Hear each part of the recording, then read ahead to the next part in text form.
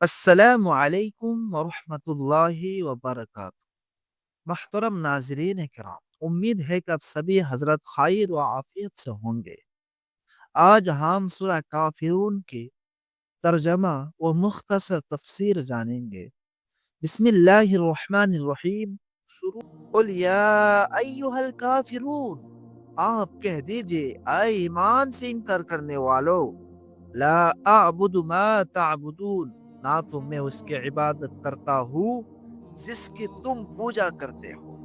ولا انتم عابدون ما اعبد، اور نہ تم اس کی عبادت کرتے ہو جس کی عبادت میں کرتا ہوں،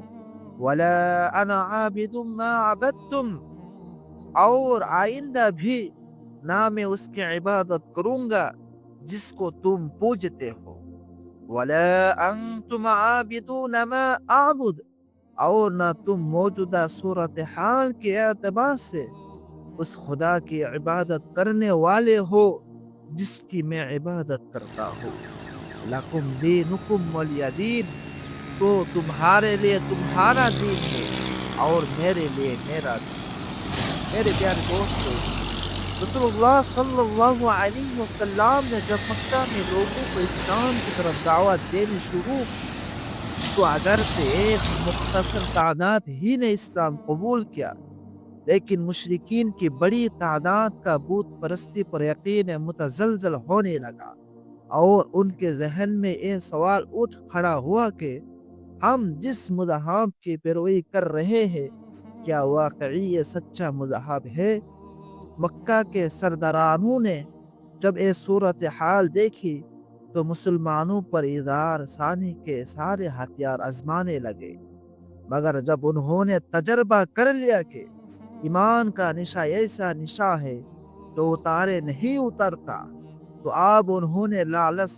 ترغیب اور مصالحات کا طریقہ اختیار کرنے کی کوشش کی، اور سرداران مکہ کا ایک وفد آپ صلی اللہ علیہ وسلم کی خدمت میں حاضر ہوا۔ اس نے کہا، آؤ ہم اس بات پر صلح کر لیں کہ جس خدا کی آپ عبادت کرتے ہیں، ہم بھی اس کی عبادت کیا کریں گے، اور جن معبودوں کی ہم پوجا کیا کرتے ہیں آپ بھی ان کی عبادت کریں، اور تمام امور میں ایک دوسرے کے شریک ہو جائے، تو تم جس مذہب کو لے کر آئے ہو، اگر اس میں خیر ہوگی تو ہمارے بھی اس میں شرکت ہو جائے گی، اور اس میں سے ہمیں ہمارے حصہ مل جائے گا، اور ہم جس مذہب پر عمل پیرا ہے، اگر اس میں خیر ہو تو تم اس میں سے اپنا حصہ پالو گے۔ اسی موقع پر اے سورہ نازل ہوئی، جیسا کہ حضرت عبداللہ ابن عباس رضی اللہ تعالی عنہ سے نقل کیا گیا ہے۔ حضرت عبداللہ ابن عباس رضی اللہ تعالی عنہما ہی کی ایک اور روایت میں ہے کہ انہوں نے عبادت کو سال میں تقسیم کرنے کو کہا کہ ایک سال آپ ہمارے معبود لات عزا کی عبادت کریں، اور ایک سال ہم سب مل کر آپ کی خدا کی عبادت کریں گے۔ ظاہر ہے کہ یہ بات ناقابل قبول ہے۔ جیسے ایک چیز وہ ایک وقت سفید اور سیاہ نہیں ہو سکتی، جیسے روشنی اور تاریکی کا جمع ہونا ممکن نہیں، اسی طرح یہ بھی ممکن نہیں کہ ایک شخص وہ ایک وقت توحید کا قائل بھی ہو اور شرک کا مرتکب بھی۔ البتہ قرآن مجید نے ایک ایسے سماج کے لیے جس میں مختلف مذاہب کے ماننے والے لوگوں ہو، صلح کا ایک دوسرا فرمولہ پیش کیا کہ جو گروہ توحید پر یقین رکھتا ہو وہ ایک اللہ کی عبادت کیا کرے، اور جو شرک پر قائم ہو، مسلمانوں کا کام یہ ہے کہ وہ اس میں زور زبردستی نہ کرے، ان کو ان کے مذہب پر عمل کرنے دے۔ زندگی کے دوسرے مسائل میں بھی مسلمان اپنے دین یعنی اپنے مذہبی طور و طریق پر عمل کرے، اور دوسرے مذہب کے لوگ اپنے طریق پر عمل کرے۔ چنانچہ مسلمانوں نے ہمیشہ اپنا طریقہ کار ہی رکھا۔ رسول اللہ صلی اللہ علیہ وسلم جب مدینہ تشریف لے گئے تو انہی اصولوں پر آپ صلی اللہ علیہ وسلم نے مسلمان اور یہودی قبائل کے درمیان معاہدہ کرایا، اور فقہا نے بھی مسلمان ملک میں بسنے والے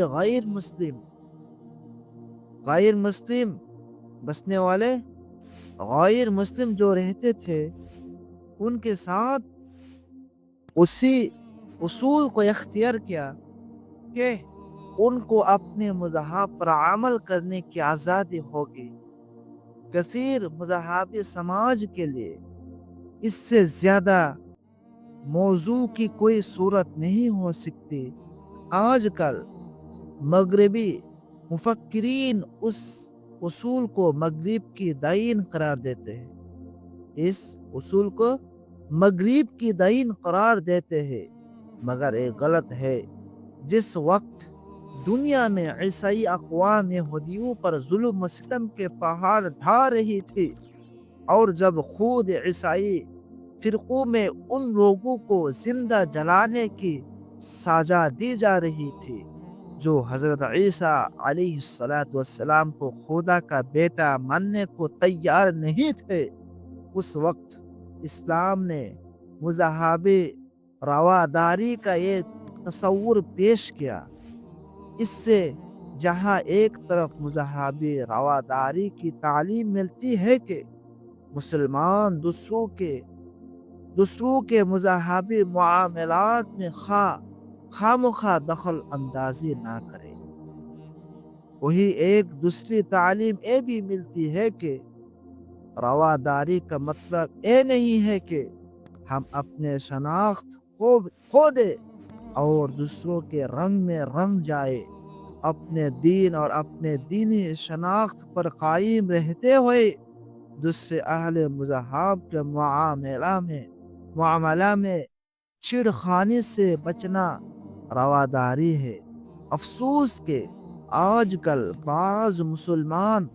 رواداری کے نام پر غیر اسلامی شعائر کو اختیار کرنے لگتے ہیں۔ وہ لوگوں کو تو دھوکہ دے سکتے ہیں، اللہ کو دھوکہ نہیں دے سکتے۔ اس سورہ کے بالکل شروع میں مشرکین مکہ کو کافرون کے لفظ سے مخاطب کیا گیا ہے، لیکن تفسیر، حدیث یا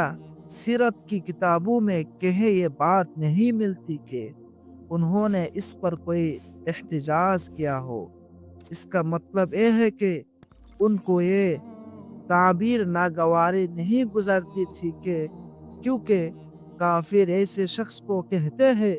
جو عقیدہ توحید کا انکار کرتا ہے، تو جو شخص توحید کا منکر ہو اگر اس کو کافر کہا جائے تو اس میں اس کی کوئی توہین نہیں۔ آج کل بعض غیر مسلم یہ سمجھتے ہیں کہ کافر کہہ کے ان کو توہین کی جاتی ہے، حالانکہ جو شخص عقیدہ توحید کا انکار کرتا ہے اسے کافر کہنے میں کوئی اہانت نہیں۔ میرے پیارے دوستو، میں اپنے موضوع کو اسی میں اختتام کرنا چاہتا ہوں۔ وآخر دعوانا ان الحمد للہ رب العالمین۔ السلام علیکم ورحمۃ اللہ۔